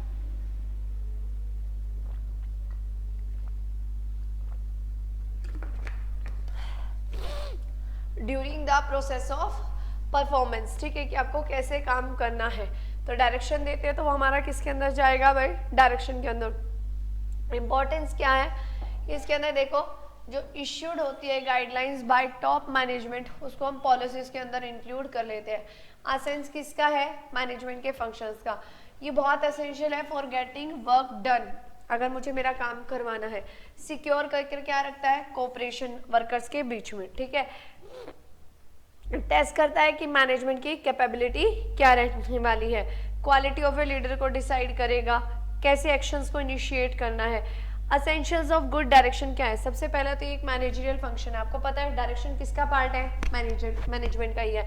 गाइडिंग प्रोसेस है, ये आपको गाइड करता है how to do the work. किस चीज में गाइडेंस देता है? How to do the work, कि आपको काम करना कैसे है। ठीक है, किसी भी काम को हमें करना कैसे है उसके लिए हमें क्या देता है? गाइडेंस देता है। नेक्स्ट क्या कह रहा है? कॉन्टिन्यू फंक्शन है, लगातार आपका चलता रहेगा। कहाँ से स्टार्ट होगा? टॉप लेवल से स्टार्ट होता है। लीडरशिप में आपकी हेल्प करेगा, कम्युनिकेशन में लेके जाएगा, मोटिवेट करता है। रीजनेबल होना चाहिए, एक लिमिट तक ही होना चाहिए, उससे ज़्यादा नहीं होना चाहिए। ज़्यादा हो गया तो मतलब एम्प्लॉयज़ को अच्छा नहीं लगता और वो अपनी जॉब से सेटिस्फाई नहीं होंगे। डायरेक्टिव शुड बी कंप्लीट और क्लियर होने चाहिए। और रेडिली एक्सेप्टेबल, उसको आप आसानी से एक्सेप्ट कर सको, ऐसा होना चाहिए। अब आती है principles and techniques for effective direction. सबसे पहला कहता है principle of minimum individual contribution. ये क्या कहता है कि individual in the organisation to contribute to minimum potential. जो इंडिविजुअल्स है ना, अगर हमें कोई इंटरफेयर नहीं कर रहा, कोई गाइडेंस नहीं दे रहा, तो हम अपनी मर्जी से बहुत मिनिमम कंट्रीब्यूट करते हैं। जितना ज़्यादा हम कर सकते हैं ना, हम उतना नहीं करते, हम उससे बहुत ही मिनिमम कंट्रीब्यूट करते हैं। प्रिंसिपल ऑफ हार्मोनी ऑब्जेक्टिव्स, ये देखा जाता है कि इंडिविजुअल एम्प्लॉयज़ जो है वो अपने इंडिविजुअल ऑब्जेक्टिव को अचीव करने के लिए भागते हैं और ऑर्गेनाइजेशन अपने ऑर्गेनाइजेशन के ऑब्जेक्टिव को, जबकि दोनों का टारगेट क्या होना चाहिए, same. Principle of unity of command, कि एक ही सुपीरियर होना चाहिए। अप्रोप्रिएटनेस ऑफ डायरेक्शन, कि जब हम उनको डायरेक्शन दे रहे हैं तो उनकी नीड, कैपेबिलिटीज, एटीट्यूड सब सेम होने चाहिए। प्रिंसिपल ऑफ मैनेजरियल कम्युनिकेशन, कि all levels in the organisation make direction को इफेक्टिव बना देंगे। यूज ऑफ इनफॉर्मल ऑर्गेनाइजेशन, एक मैनेजर को रियलाइज होना चाहिए कि इनफॉर्मल ग्रुप्स और ऑर्गेनाइजेशन एग्जिस्ट करती हैं, कहाँ पर, फॉर्मल ऑर्गेनाइजेशन के अंदर भी। लीडरशिप है कि उनको कोई गाइड करने वाला हो। फॉलो थ्रू, उनसे पूछो आपका काम कैसा रहा। अप्रोप्रिएट सिलेक्शन ऑफ एम्प्लॉयज, जब आप एम्प्लॉयज को सेलेक्ट कर रहे हो तो बहुत सोच समझ के करो। पार्टिसिपेशन होना चाहिए उनका हर चीज़ में। कम्युनिकेशन की फ्लो ऑफ कम्युनिकेशन, एम्प्लॉयज़ जो हैं अपने आइडियाज़ को एक्सप्रेस कर पाएँ। काउंसलिंग करनी है हमने उनकी। प्रिंसिपल ऑफ डायरेक्ट सुपरविजन, वो हमारे डायरेक्ट सुपरविजन के अंदर रहने चाहिए। अब टेक्निक्स क्या है, इसमें आप उनको ऑर्डर्स दे सकते हो, डायरेक्शंस दे सकते हो, सुपरविजन कर सकते हो, किसमें, ओवरऑल मैनर में। मोटिवेट करना सबऑर्डिनेट्स को, उनको लीडरशिप देना, कम्युनिकेट करना किसके साथ, सबऑर्डिनेट्स के साथ। अब नेक्स्ट है मोटिवेशन, ये तो और भी इंपॉर्टेंट क्वेश्चन है। कौन सा है भाई हमारा, मोटिवेशन। मोटिवेशन क्या कहता है, देखिए भाई मोटिवेशन क्या होता है, कहाँ से डिराइव्ड हुआ, मोटिव वर्ड से, कि जो आपकी नीड, वांट्स, ड्राइव्स और इंपल्सेस हैं एक इंडिविजुअल के अंदर, हमें उससे लेके इंडिविजुअल को इन्फ्लुएंस करना है ताकि वो इनको क्या कर पाए, अचीव कर पाए, उसको मोटिवेट करना है। तो साउंड मोटिवेशनल सिस्टम इकोनॉमी होना चाहिए, मतलब बजट, ऑर्गेनाइजेशन का बजट को ध्यान में रखकर बनाओ। डायनामिक है, चेंज करते रहना चाहिए। प्रोडक्टिव है कि उससे एम्प्लॉयज मुझे मैक्सिमम वर्क करके दें। कंपटीशन तो करवाओ बट वहाँ कंपटीशन हेल्दी होना चाहिए, अपने आप प्लान को इम्प्लीमेंट कर सको। साउंड रिवॉर्ड सिस्टम, अगर कोई अच्छा वर्क कर रहा है तो मुझे उसको अच्छे से रिवॉर्ड भी देनी है। मैक्सिमम सेटिस्फेक्शन, कि लास्ट में economically, socially, mental needs of employees की सेटिस्फाई होनी चाहिए, ठीक है। बेस्ड ऑन सर्टेन रूल्स के ऊपर बेस होता है। फ्लेक्सिबिलिटी होनी चाहिए, कंप्लीट नॉलेज होनी चाहिए। प्रोविजंस फॉर पनिशमेंट, अगर देखो कोई अच्छा वर्क कर रहा है तो हम उसको पॉजिटिव दे रहे हैं, बट अगर कोई वर्क नहीं कर पा रहा है तो हम उसको पनिशमेंट भी देंगे। फीडबैक होना चाहिए जिसमें हम उससे वापस से फीडबैक ले सके। अब मेथड्स में हमारे पास दो यहाँ पर दे रखे हैं। पहला है पॉजिटिव, देखो फर्स्ट मेथड के दो पार्ट्स हैं, पॉजिटिव और negative motivation. Positive motivation based होता है किसके ऊपर, रिवॉर्ड के ऊपर, कि आपने अच्छा काम किया, हमने आपको प्रेज किया, ठीक है, सिंसियर इंटरेस्ट दिखाया सबऑर्डिनेट्स के अंदर, कंपटीशन, पार्टिसिपेशन। नेगेटिव, उसमें हम उसको क्या देंगे, पनिशमेंट, जैसे उसका डिमोशन कर दिया, उसके ऊपर फाइन्स लगा दिए क्योंकि हमने उसको बहुत बार गाइड किया बट उसको समझ में नहीं आया। Financial and non financial incentives क्या होते हैं, फाइनेंशियल जिसमें आप उसके वेजेस बढ़ा रहे हो, सैलरीज बढ़ा रहे हो, bonus, profit sharing. Non financial जिसमें हम उसको फाइनेंशियली ना देके वैसे उसको हायर लेवल की सेटिस्फेक्शन, उसकी जो हायर लेवल की नीड्स हैं वो दे रहे हैं, इंटेंजिबल अवार्ड्स दे रहे हैं। जैसे जॉब एनलार्जमेंट, हमने उसको क्या किया, एक गैंग ऑफ मैन दे दिए कि अब आप इनसे वर्क करवाओ। जॉब रोटेशन कर रहे हैं, उसकी जॉब ऑल्टर कर रहे हैं। एनरिचमेंट, जॉब को पहले से ज़्यादा चैलेंजिंग बना रहे हैं। प्रेज कर दी उसकी, उसको अथॉरिटी दे दी, कंपटीशन में पार्टिसिपेशन करवाया। वो अपनी जॉब से क्या हो रहा है, सेटिस्फाई हो रहा है कि नहीं हो रहा। फीलिंग ऑफ अकम्पलिशमेंट, आप रिस्पॉन्सिबिलिटी को बढ़ाओ। अब आता है intrinsic and extrinsic motivation. Intrinsic motivator वो होता है जिसमें इंडिविजुअल एम्प्लॉय जो है ना वो खुद ही काम करने के लिए तैयार है, उसको अंदर से मोटिवेट है वो। एक्सट्रिंसिक जब हम उसको बाहर की चीज़ें दिखा के, फाइनेंशियल थिंग्स देके उसको मोटिवेट करते हैं। टेक्निक्स ऑफ मोटिवेशन में फियर एंड पनिशमेंट सबसे पुरानी है कि carrot and carrot and stick policy, कि अगर वो काम नहीं कर रहा तो हम उसको डंडा दिखा के काम करवाएंगे। रिवॉर्ड टेक्निक जिसमें हम उसको रिवॉर्ड्स देते हैं। बिहेवियरल कंट्रोल, बहुत सारे टेक्निक्स हैं जिसमें हम उसके बिहेवियरल को कंट्रोल करने की कोशिश करते हैं। वर्किंग कंडीशंस कैसी है हमारी, जॉब के ऊपर बेस, मैनेजमेंट बाय ऑब्जेक्टिव, ये सब आएगा। अब मास्लो की नीड हाइक्रेसी थ्योरी और टू फैक्टर थ्योरी दे रखी है, इसके अंदर इन दोनों में डिफरेंस दे रखा है। देखो मास्लो की need hierarchy theory and two factor theory किसकी है, हर्ट्जबर्ग की, है ना। टू फैक्टर थ्योरी कहती है कि आपके ऑर्गेनाइजेशन के अंदर है ना दो फैक्टर्स होते हैं, एक फैक्टर से तो अगर वो प्रेजेंट है ना तो उससे एम्प्लॉय को कोई फर्क नहीं पड़ने वाला, ठीक है, लेकिन दूसरा फैक्टर है अगर वो नहीं है ना तो वो मोटिवेट नहीं कर रहा है एम्प्लॉयज़ को, बल्कि उससे एम्प्लॉयज़ क्या हो रहा है, डिससेटिस्फाई हो रहा है। जैसे हाइजीनिक की कंडीशंस कैसी हैं, तो ये क्या है हमारा, उसको डी मोटिवेट करेगा, ठीक है। तो मोटिवेटर्स एंड डीमोटिवेटर्स, ये देखो ये इंपॉर्टेंट है। ये थ्योरी किसके ऊपर बेस है, जनरल ह्यूमन ऑब्जर्वेशन के ऊपर। उसने अपनी फाइंडिंग्स की, इसने नीड्स को एक हाईक्रेसी में अरेंज किया जिसमें लोअर नीड से लेके हायर नीड तक गया, इसने किसी भी हाईक्रेसी में नीड्स को अरेंज नहीं किया। मोटिवेटर्स सेटिस्फाई करते हैं एक इंडिविजुअल की नीड को, उसमें सिर्फ हायर ऑर्डर नीड्स आती है। ये हाइजीन और मोटिवेशनल फैक्टर्स है, इसमें हाइजीन एंड मोटिवेटर फैक्टर्स दो अलग अलग चीजें। ये इसने नीड ऑफ पर्सन को देखा जिससे हम उसको बिहेवियर को मोटिवेट कर सकते हैं, इसमें हम सिर्फ उसको सेटिस्फाई कर सकते हैं। अब आती है एमसी गर्गर की थ्योरी एक्स और थ्योरी वाई। थ्योरी एक्स क्या कहती है बेटा, थ्योरी एक्स और थ्योरी वाई। थ्योरी एक्स में ना जो हमारा बॉस है वो बहुत ही स्ट्रिक्ट है, ठीक है, वो ये सोचता है कि जो एम्प्लॉई है ना वो तो सिर्फ काम को अवॉइड करने की सोचता है, वो काम करना ही नहीं चाहता। द एवरेज पर्सन जो है लैक करता है एम्बिशन, उसको काम, उसके अंदर एम्बिशन है ही नहीं काम करने की, उसको रिस्पॉन्सिबिलिटी पसंद ही नहीं है, मुझे उससे जबरदस्ती काम करवाना पड़ेगा।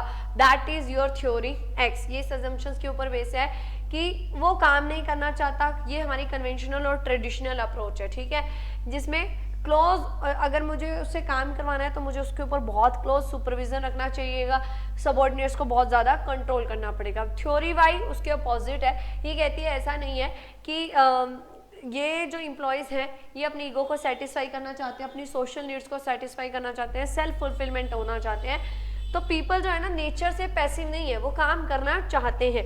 मोटिवेट करना पड़ेगा हमें उन्हें जस्ट। तो थ्योरी वाई एक एवरेज ह्यूमन बीइंग है जो डिसलाइक नहीं करता वर्क को, वो काम करना चाहता है, उसको हमें कंट्रोल करने की जरूरत नहीं है क्योंकि वो सेल्फ कंट्रोल और सेल्फ डायरेक्शन है उसके पास।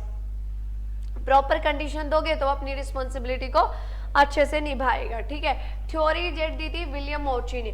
थ्योरी जेड क्या कहती है भाई, थ्योरी जेड में थोड़ा सा बड़ा कर दिया इन्होंने, लार्ज कॉम्प्लेक्स बना दिया। थ्योरी जेड क्या कहती है, एक तो कहता है कि जो इसमें वो बिल्कुल फ्रैंक हो गया, वो कहता है कि मेरे को तो अपने एम्प्लॉयज़ पे बहुत ज़्यादा ट्रस्ट है। जब ट्रस्ट और ओपननेस एग्जिट करती है किसके बीच में, एम्प्लॉयज़ और वर्क ग्रुप्स के बीच में, तो रिड्यूस कॉन्फ्लिक्ट होगा ही नहीं, स्ट्रॉन्ग बॉन्ड बन गया दोनों के बीच में, एम्प्लॉय का इन्वॉल्वमेंट हो रहा है, इंटीग्रेटेड ऑर्गेनाइजेशन है, एक दूसरे से मिले हुए हैं, कोऑर्डिनेशन हो रहा है टाइम टू टाइम, इनफॉर्मल का कंट्रोल सिस्टम है और एचआरडी ह्यूमन रिसोर्स डेवलपमेंट है, ठीक है। आफ्टर दैट क्या है भाई हमारे पास, लीडरशिप। एक ये क्वेश्चन भी इंपॉर्टेंट है जिसमें हम लीडरशिप पढ़ेंगे एंड उसके बाद आते हैं आपके स्टाइल्स ऑफ लीडरशिप। लीडरशिप क्या कहती है, एक प्रोसेस है जिसमें एक पर्सन अटेम्प्ट ट्राई करता है, किस चीज़ का ट्राई करता है, दूसरों को इन्फ्लुएंस करने का, ताकि हम मिलकर किसी गोल को, किसी ऑब्जेक्टिव को क्या कर पाएँ, अचीव कर पाएँ। तो लीडरशिप क्या है, एक प्रोसेस है जिसमें हम अटेम्प्ट करते हैं टू इन्फ्लुएंस अदर्स ताकि हम हमारे गोल को अचीव कर पाएँ। तो एक लीडर के मस्ट हैव सम फॉलोअर्स, कुछ ना कुछ लोग उसको फॉलो करने वाले होने चाहिए। वर्डिंग रिलेशनशिप होना चाहिए किस किस के बीच में, लीडर और फॉलोअर के बीच में। Setting of an ideal example before the others, हम अपने फॉलोअर्स के सामने एक आइडल का एग्जाम्पल रखेंगे तभी तो वो हमें फॉलो करेंगे ना। अ कम्युनिटी ऑफ इंटरेस्ट, दोनों के बीच में कुछ कॉमन इंटरेस्ट होना चाहिए। लीडरशिप के फंक्शन क्या है, सबसे पहला कहता है कि एक गुड लीडर इनिशिएट करता है किसको, एक्शन को, वो ऑर्डर देगा और उसकी सबऑर्डिनेट उसको ओबे करेंगे ही। वो अपने कम्युनिकेशन के लिए एस्टेब्लिश चैनल्स का यूज करेगा, डिसिप्लिन मेंटेन करके रखने की कोशिश करेगा, ठीक है।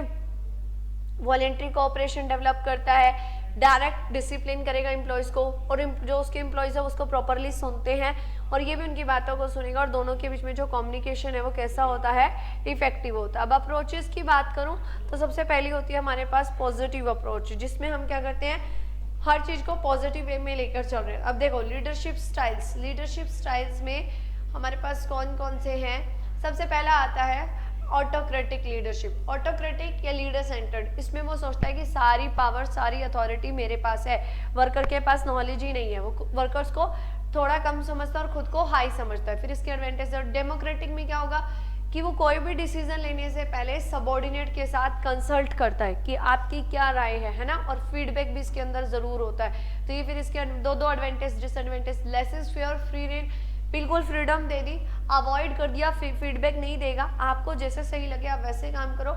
इसका मतलब यूजुअली तो वो रेगुलेट नहीं करता, उनको पूरी फ्रीडम दे रखी है क्या, डिसीजन मेकिंग करने के अंदर, ठीक है। अच्छा, एक लीडर के अंदर कौन कौन सी क्वालिटीज या ट्रेड्स होनी चाहिए बताइए। ये ना क्वालिटीज एंड ट्रेड्स, सबसे पहले एक इनिशिएटिव हो उसके पास कि हाँ वो लीड कर सकता है, पावर टू जज कर सके चीजों को, इंटीग्रिटी सबको मिलाकर चले, मोटिवेशन की स्पिरिट होनी चाहिए, फ्लेक्सिबिलिटी ऑफ माइंड के अंदर फ्लेक्सिबिलिटी होनी चाहिए कि कहाँ पर क्या क्या चेंजेस करने हैं, एबिलिटी हो कि वो सबको इंटीग्रेट कर सकता है, सबको जोड़कर चलेगा, और इंस्पायर कि कैसे डूइंग द थिंग्स टुगेदर कैसे करना है, कम्युनिकेट कर सके, स्ट्रॉन्ग विल पावर होनी चाहिए, ठीक है। अच्छा, ये हमने बताई थी आपको, अथॉरिटेटिव, डेमोक्रेटिव हो गया हमारा, है ना, लेस फेयर, 4 टाइप्स के। एक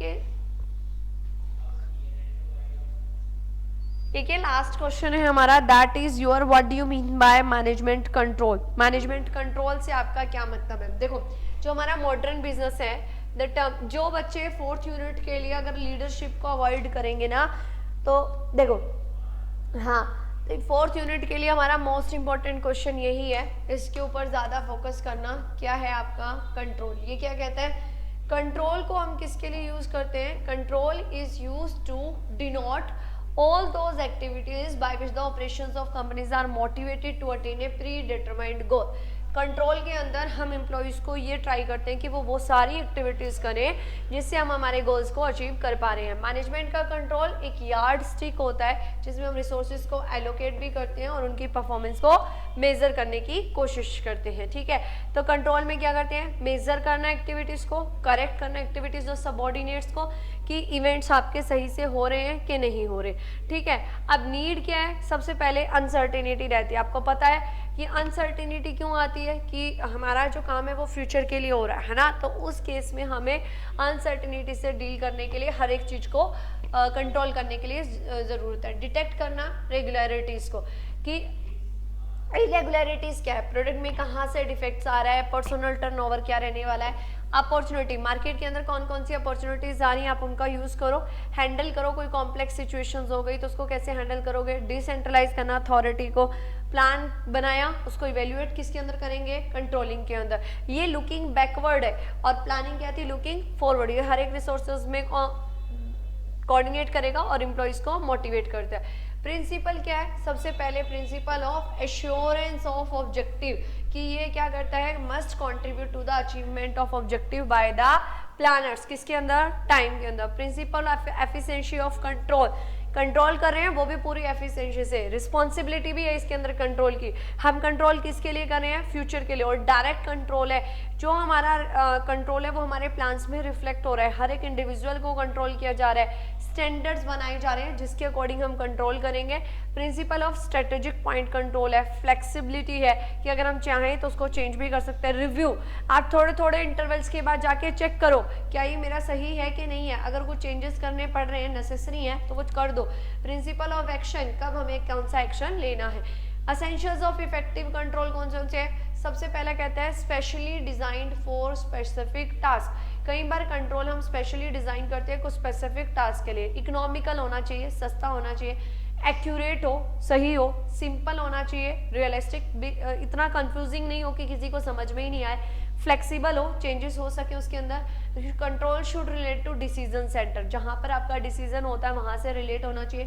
फ्यूचर ओरिएंटेड, आपको फ्यूचर में कुछ ना कुछ दे, कॉन्टिन्यूस, लगातार चलने वाला हो। बेस्ड ऑन ह्यूमन अप्रोच, किसके ऊपर बेस्ड होना चाहिए, ह्यूमन के अप्रोच के ऊपर। It should not be partial to anybody, किसी के साथ पार्शियल नहीं करना हमें। Controlling must have support from outside, हमेशा इसके लिए हमें बाहर से सपोर्ट मिलना चाहिए। It should be acceptable to operating personal, जो इसको ऑपरेट कर रहे हैं वो लोग इसको क्या करें, एक्सेप्ट करें। ऐसा नहीं हो कि उन्होंने एक्सेप्ट ही नहीं किया और हमने इसको काम अपना चला दिया, ठीक है। और कंट्रोलिंग का प्रोसेस आपको पता ही है, सबसे पहले हमें क्या करना होता है, सबसे फर्स्ट टारगेट होता है कि अपना स्टैंडर्ड फिक्स करो। सबसे पहला काम हमने हमारे क्या फिक्स कर दिए, गोल और स्टैंडर्ड, कि मेरे को क्या अचीव करना है। स्टैंडर्ड फिक्स हो गए, अब आप मेजर करो अपनी एक्चुअल परफॉर्मेंस को कि एक्चुअली आप काम क्या कर रहे हो, ठीक है। अब जब हमने मेजर कर लिया तो थर्ड में हम करते हैं टेकिंग करेक्टिव एक्शन। मेजर करने से मुझे ये पता चलेगा कि जो मेरा एक्चुअल वर्क है वो अकॉर्डिंग टू द स्टैंडर्ड आ रहा है कि नहीं आ रहा। अगर अकॉर्डिंग टू द स्टैंडर्ड आ रहा है तो मैं उसको एज इट इज मेंटेन करने की कोशिश करूंगी, बट अगर वो डाउन टू द स्टैंडर्ड चला गया तो what is the reason behind it, ये डाउन गया तो क्यों गया, ठीक है। नेक्स्ट क्या कहता है अब हमारे पास, देखो follow up on corrective action. फिर आपने जो करेक्टिव एक्शन लिया उसको आप रेगुलरली क्या करेंगे, फॉलो अप करेंगे। What are the special techniques and limitations of control. तो टेक्निक हमारे पास 2 हैं, 3 है, एक जनरल टेक्निक है कंट्रोल की, एक स्पेशल है, and last one is your modern technique of control. General क्या कहती है, जिसमें आप सिंपली ऑब्जर्व करते हो, पर्सनली जाके ऑब्जर्व किया, एग्जाम्पल सेट करके दे दिया सबऑर्डिनेट को, प्रिंसिपल्स बना दिए, पॉलिसीज बना दी, रिकॉर्ड्स है, कंट्रोल्स है, तो ये सब पुराने मेथड भी हैं और इसको हम बोलते हैं जनरल। स्पेशल टेक्निक में हमने बजट बना के दे दिया, भाई इसी के अकॉर्डिंग आपने काम करना है, तो बजटरी कंट्रोल हो गया। फाइनेंशियल कंट्रोल जिसमें फाइनेंशियल स्टेटमेंट्स है, ऑडिट आ जाएगा। क्वालिटी कंट्रोल की कैसे करना है, ठीक है, कितनी क्वालिटीज को आपको मेंटेन करके रखना है। इन्वेंट्री कंट्रोल जिसमें आप स्टॉक को मेंटेन करके रखोगे। मॉडर्न टेक्निक्स ऑफ कंट्रोल में क्या आता है हमारे पास, ROI, return on investment, overall performance पे फोकस करेगा। रेट ऑफ रिटर्न क्या रहने वाली है इन्वेस्टमेंट पे। मैनेजमेंट का ऑडिट कि मैनेजमेंट कैसे काम कर रही है, इवेल्युएट करेंगे किसको, वर्किंग एंड इफेक्टिवनेस को। मैनेजमेंट इंफॉर्मेशन सिस्टम बनाओ, आपको टाइम टू टाइम इंफॉर्मेशन मिलती रहे। जीरो बेस बस्टिंग, जैसे ही आपका ईयर खत्म हुआ नेक्स्ट ईयर से जो हमारा बजट बनेगा वो फिर जीरो बेस से स्टार्ट होगा। Part programme evaluation review technique, time to time अपने प्रोग्राम्स को इवेल्युएट करो। क्रिटिकल पाथ मेथड, कौन से रास्ते से जाना है। रिस्पॉन्सिबिलिटी अकाउंटिंग, कोई काम कर रहा है तो उसके लिए उसकी रिस्पॉन्सिबिलिटी क्या रहने वाली है। लिमिटेशंस क्या है, no control on external factors, हम जो कंट्रोल कर सकते हैं ना वो सिर्फ हम इंटरनल फैक्टर्स पे ही कर पा रहे हैं, एक्सटर्नल पे कोई कंट्रोल नहीं कर पा रहे। स्टैंडर्ड्स सेट करना बहुत डिफिकल्ट है क्योंकि ना तो ये टू हाई होने चाहिए ना लो होने चाहिए, बिल्कुल रियलिस्टिक होने चाहिए। Absence of fixation of responsibility, अगर हम अचीव नहीं कर पाए टारगेट्स को तो किसकी रिस्पॉन्सिबिलिटी फिक्स करें, ये बहुत दिक्कत आती है। टाइम वेस्ट हो रहा है, मनी वेस्ट होती है, एफर्ट्स वेस्ट होते हैं। हर्टिंग फ्रीडम, आप किसी की फ्रीडम को भी हर्ट कर रहे हो इसके अंदर। तो दिस आर द, ये था हमारे 4th यूनिट का लास्ट क्वेश्चन जिसमें कंट्रोल का किया, और कंट्रोल से डेफिनेटली आपको क्वेश्चन देखने को मिल सकता है, ठीक है। यहाँ तक के क्वेश्चंस हैं, जितने भी इंपॉर्टेंट क्वेश्चंस थे वो मैंने आपको बताए, फिर भी एक बार और नोट करवा देती हूँ। जिसमें फर्स्ट यूनिट में तो आपने मैनेजमेंट के पार्ट को इग्नोर नहीं करना कि मैनेजमेंट आपकी क्या है, ठीक है, इसकी नीड, इम्पोर्टेंस एंड कैरेक्टरिस्टिक्स, और बच गया क्या, फंक्शंस। उसके बाद इसमें सेकंड हमने करना है अप्रोचेस मत करना, ठीक है, अप्रोचेस में आप लोग कंफ्यूज हो जाओगे। प्लानिंग से रिलेटेड सारी चीजें, प्लानिंग का प्रोसेस, कैरेक्टरिस्टिक्स, इंपॉर्टेंस जो भी दे रखा है सब कर लेना, ठीक है। नेक्स्ट है हमारी सेकंड थ्योरी जिसमें मोटिवेशन है, डायरेक्शन है। तो या तो आप डायरेक्शन वाले पे जाओ, नहीं तो मोटिवेशन। एक टॉपिक उठा लेना, आपने उठाया क्या, मोटिवेशन, तो मोटिवेशन को अच्छे से कर लेना, उसकी मास्लो थ्योरी और 2 फैक्टर हर्ट्जबर्ग थ्योरी, ठीक है। अच्छा, फिर हमारे पास कौन सा आता है, फिर आ रही है, सॉरी ये 3rd यूनिट का बता दिया मैंने मोटिवेशन। सेकंड यूनिट है हमारे पास डिसीजन मेकिंग। डिसीजन मेकिंग देखो, सेकंड यूनिट के लिए आप करना एक तो डिसीजन मेकिंग का और एक कोऑर्डिनेशन, ठीक है। ये दोनों टॉपिक्स इग्नोर नहीं करने, decision making and coordination. Centralisation decentralisation को आप अवॉइड कर सकते हो। फिर 4th यूनिट में हमने क्या पढ़ा था, 4th यूनिट में है हमारा, अच्छा कंट्रोल वाला, हाँ, तो इसमें हमने लीडरशिप को छोड़ दिया, डिसीजन मेकिंग ले लिया आपका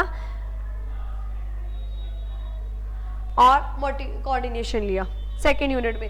3rd यूनिट में मैंने आपको मोटिवेशन कंप्लीट बोल दिया है ना, और इसमें लीडरशिप का भी आ रहा है, तो ऐसे करना, या तो मोटिवेशन कर लिया साथ में डायरेक्शन को और कर लेना, लीडरशिप को छोड़ दो, ठीक है, मोटिवेशन और डायरेक्शन, बस ये करना आपने।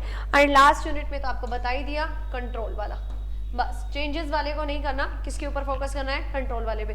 1 2 3 4 5, ये देखो एक टॉपिक ये हो गया, ये सेकेंड, ये थर्ड, ये 4th, 5th, 6th और 7th, बस जस्ट ये 7 टॉपिक्स आपको करने हैं अपने एग्जाम के लिए, इसके अलावा कुछ नहीं करना।